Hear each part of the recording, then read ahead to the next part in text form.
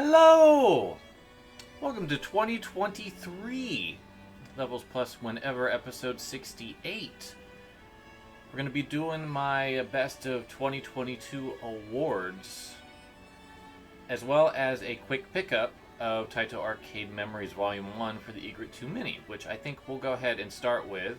I recorded that a little bit ago, so we'll just transition in. So, let's dig into this thing, shall we? So this is the Egret II Mini Arcade Memories V.1 expansion that I ordered from Japan. This comes with this Taito Station catalog, which has some custom ardent information on the games in Japanese. So like there's some tech relating to Great Swordsman and Gladiator, for example. There's some interviews, and then there's a better version of the picture that's on the front, which I might try to take a nice photo of. But the real exciting thing is, of course, the actual contents inside this case. Now that I got the plastic off, I'm gonna pop it open and pull that tab up, and we've got the SD card right there with the 10 games, and then it also comes with 10 little expansion things for the little display on the top of the Egret. Hi, I'm back in the present with you. If you want to read more about the Taito Arcade Memories V.1, I already got my ranked up for that. It's in the description. I'm also going to get the Mega Drive Mini 2 series of ranked articles going this week, so stay tuned for that. What I've decided to do is I've got the master post on the blog, which you can check out in the description. But what I want to do is just say what my favorite things are for the awards, so that way we could just kind of get through it relatively quickly. I don't want to do a whole bunch of visual stuff. I don't want to belabor the point on any of these things. So we'll just run through all of what I feel were the best of the year, and then if you want to see what my runners-up were, you can check out the blog, and we'll just do it that way to keep things snappy. The only exception to this will be the toys in the books, which we're going to do right now. Some runners-up go to the River City Girls plushes from Fangamer. Both of these are really, really good. Another runner-up is the Rocky plush I got from Strictly Limited Games as part of the Pocky and Rocky Reshrined Collector's Edition. And then the last are the Splatoon amiibo, which I'm trying to hold in a way that you can kind of see them all. There we go. I need a third hand. That's my problem. But ultimately, my favorite thing I got this year is, unsurprisingly, Lyn from Fire Emblem. This is from Good Smile in collaboration with Intelligent Systems. This was not cheap, but Lyn is my favorite character in Fire Emblem to this day, and it's just nice to actually have something of her in my collection. So, that's that. I'm going to put these away, so 1 second, we'll be right back. So, let's run through the non-video game stuff, and then we'll touch on all of the game stuff. So, my favorite streamer, content creator in 2022 was Kita Nash Gaming. There was so much content of hers this past year that I absolutely adored being a part of. From Splatoon 3, from Fire Emblem Awakening, Fire Emblem Warriors 3 Hopes, Hamtaro, Chrono Trigger. Just, there was so much that she played, and just being a part of such a wonderful community has just made that so much fun. I look forward to every time Kita streams, and I feel that she's just fantastic at it. So if you haven't checked her out, I highly recommend you doing so. Favorite movie TV show was Black Panther Wakanda Forever. I really feel that Ryan Coogler is the best director that Marvel's got right now. I feel he has consistently made fantastic movies that haven't felt horribly compromised or really forced to do MCU things, which I have felt with a couple other projects this year, i.e. Thor, Love, and Thunder. I just feel like Black Panther just captured the actual loss of Chadwick Boseman in a way that was very, very symbolic, very, very respectful, and just having a superhero movie dealing with the grief of losing someone very important was really good. I think that nothing else really matched up this year, in my opinion, to the emotional impact of that movie. Best album goes to Love Me Forever by Pink Shift. Up and coming punk band with just sensational energy. Absolutely love listening to them. They just are killing it so much right now. Just delivering such anthemic, personal, powerful songs that just cut right to the bone. Just fantastic band. I'm so excited to see where they go from here because they are just in the stratosphere already. My favorite song of the year was Holes by Our Lady Peace. I get to say my favorite band had my favorite song. I'm so excited about that. Our Lady Peace has not been as good as they were with like up to the first Spiritual Machines album. Like their first 4 albums are my favorites still. But Spiritual Machines 2, I feel like, has been a slow evolutionary growth from, I will say, Burn Burn, which was their weakest album of all time. And then with Curve, and then with Somethingness, they've been kind of getting themselves kind of more confident, more cohesive with the direction that they're going. And Spiritual Machines 2 is like, this is us now. And Holes is the defining song from that album. It is so well recorded. It's some of Rain's best vocal work in years. And the band's just killing it on the music. And it's got really great lyrics. I just love that song. So that's my favorite song of the year. Favorite video game music. We'll run through this real quick. So, my favorite video game soundtrack of the year is Splatoon 3. I feel that the game right out the gate is the strongest that the 3 have been. Deep Cut's fantastic. The new Squid Sisters and Off the Hook songs are really good. Seaside's a wonderful new addition. I know there's another new band, but I forget their name. The solo campaign has a splendid, moody, atmospheric soundtrack that works really well. Just Splatoon 3 knocked it out of the park, and I know that there will be more songs coming, and I'm very excited about that. My favorite song of the year comes from River City Girls 2 with Marion. Megan McDuffie killed it on the first soundtrack, killed it on this soundtrack, but Marion is such a fan-freaking-tastic remix of the Double Dragon theme that just makes me think Marion. It's great, and my favorite song of the year, hands down. My favorite video game remix of the year is Black Ace and Marisol's take on Journey to Silius. It's called Catch the Fire. It's on OC Remix. I love Journey to Silius, the soundtrack. It's one of the best on the NES. And I love it when people just take what was already freaking amazing. I'm making up new words because I keep saying fantastic. And just take it to their own place of awesomeness. And that's basically what Black Ace and Marisol did. They took this song and gave it a really splendid rock electronica cover with lyrics. Marisol's voice is really powerful on it. Just, wonderful. Alright, let's get into the video game stuff. But before I get too deep into nuanced things, I want to talk about my favorite video game compilation this year. New category. I love comps. I've done quite a few features on compilations and such over the years. So I wanted to actually add an award for it.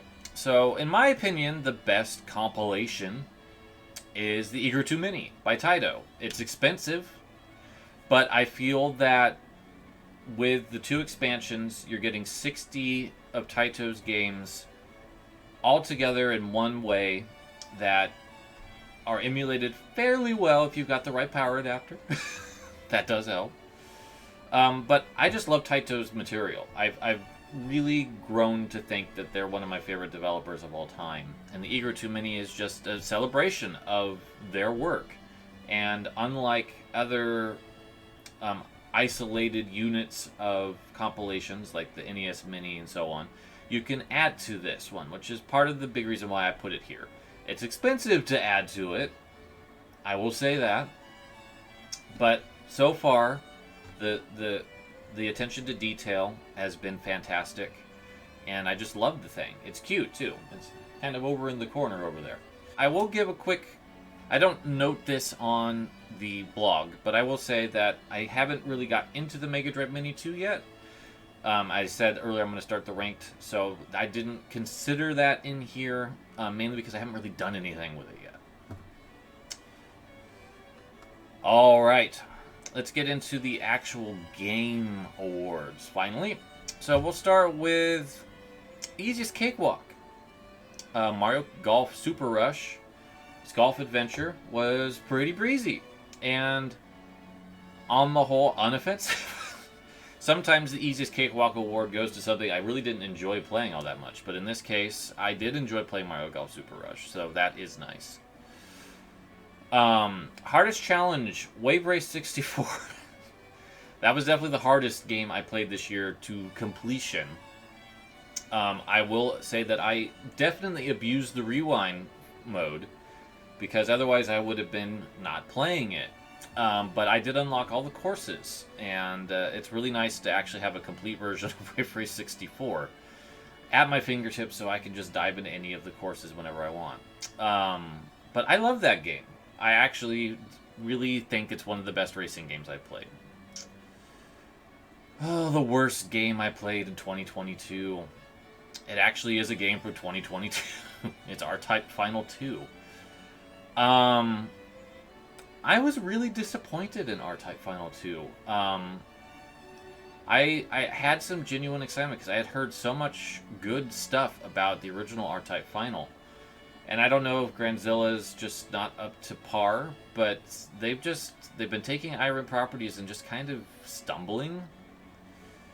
And I feel like with R-Type Final 2 there is a good game there, but it's just mired in old school game design, unfriendly mechanics, and just a really dark and difficult to discern backgrounds that just made dodging bullets really hard.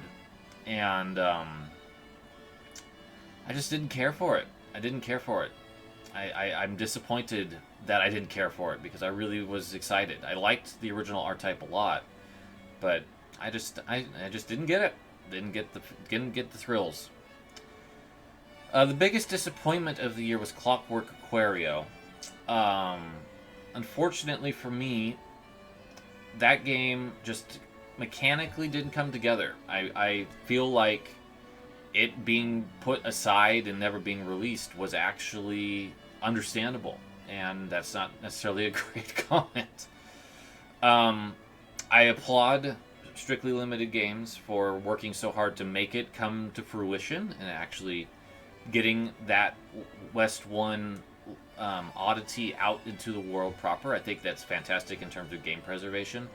But in terms of an actual game I wanted to play, it's not it. Especially since you have limited credits in a game that was released for the home. In this day and age, at the very least, give me a toggle. I was at the final boss and ran out of lives, ran out of credits, and I literally had like 2 hits left to go. And I had to redo the entire game to get back there, and I just wasn't going to do that. So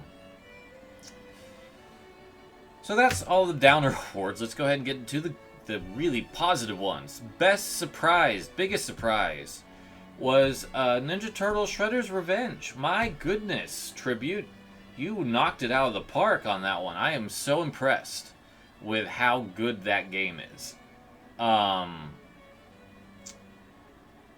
Especially since Konami released the Cowabunga collection, so I could compare and contrast Shredder's Revenge to the games that it was basing itself off of. And honestly, I feel that Shredder's Revenge is the best one. I feel like they added so much love in the fan service, so much love in the mechanics, so much love in the visuals and the music. It all just comes together to be the best Ninja Turtles game of all time. So kudos to .emu and Tribute Games for really just creating a phenomenal licensed game that exceeds its inspiration. The best non-2022 game I had played before goes to Elevator Action Returns, which shouldn't be a surprise. It's amazing to me that this cult classic of cult classics is now available on modern systems thanks to the S-Tribute line and the Egret II Mini being available. You can play one of the most undersung arcade games of all time easily now, and it's wonderful. I have an entire video dedicated to Elevator Action Returns if you want to check that out, as well as my top 111 thoughts on it.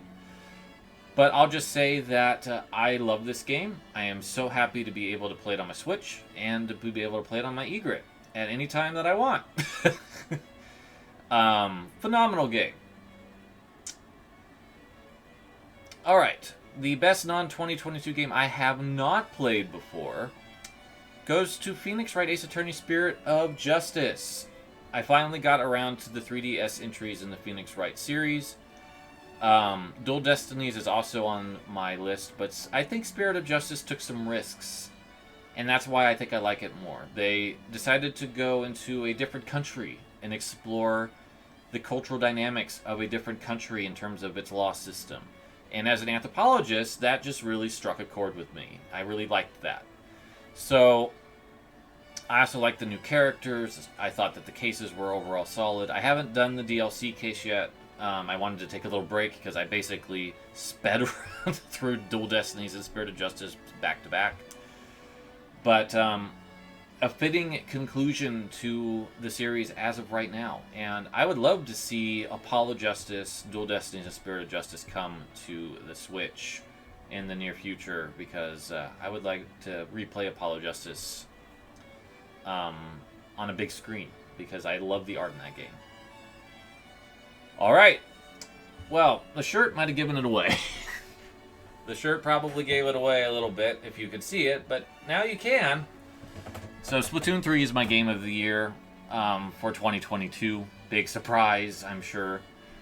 I just feel that Splatoon 3, for the most part, evolves the formula of Splatoon 2 beautifully. Even if the core meat of the gameplay is not that radically changed, the new weapons, the modifications made to like Rainmaker and other ranked modes, the tricolor, Turf Wars, and Splatfests are a lot of fun, and now Nintendo has learned that people want to play it, so they will actually be allowing you to play just that mode in Splatfest beginning this year.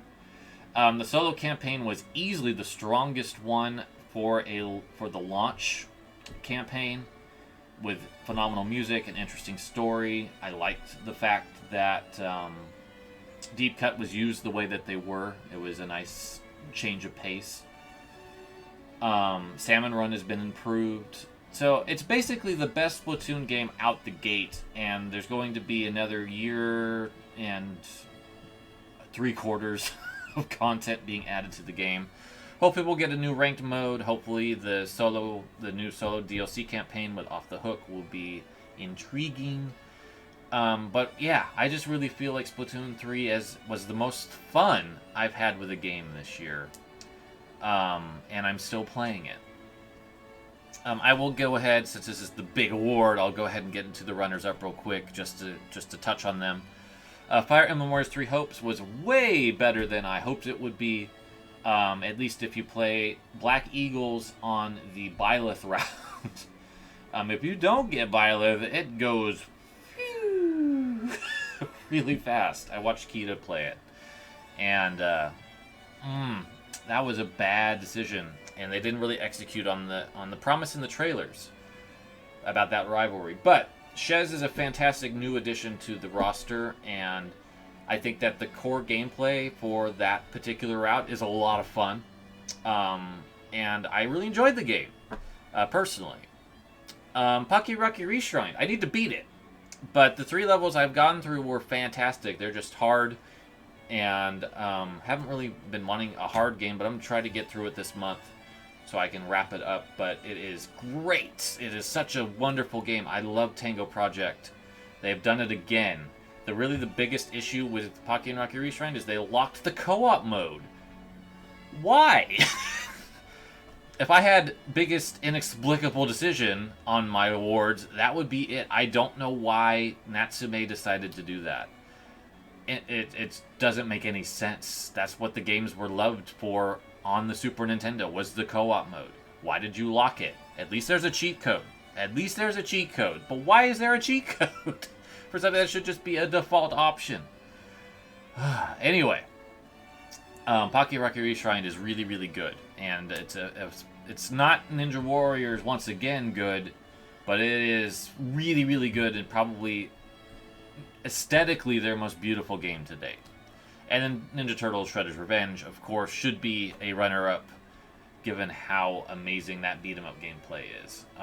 And as I said earlier, just I did not expect Tribute to exceed Konami's efforts, and yet they did. So a lot of good games came out this year, and I still have a few I need to get through, like Xenoblade Chronicles 3, for example, and Pakiraki. But overall, I feel like 2022 was a solid year in terms of games and such. In terms of other stuff, and a more thorough breakdown of the games that I played this year, we'll have a Dual Life Perspective video coming up next. And I'm going to pair my 2023 predictions with that, so it'll be a little bit of a lengthier one. But thank you so much for joining me today on my awards for this year, and we will see you soon. I hope that your 2023 starts amazingly. Thank you so much for watching. Take care.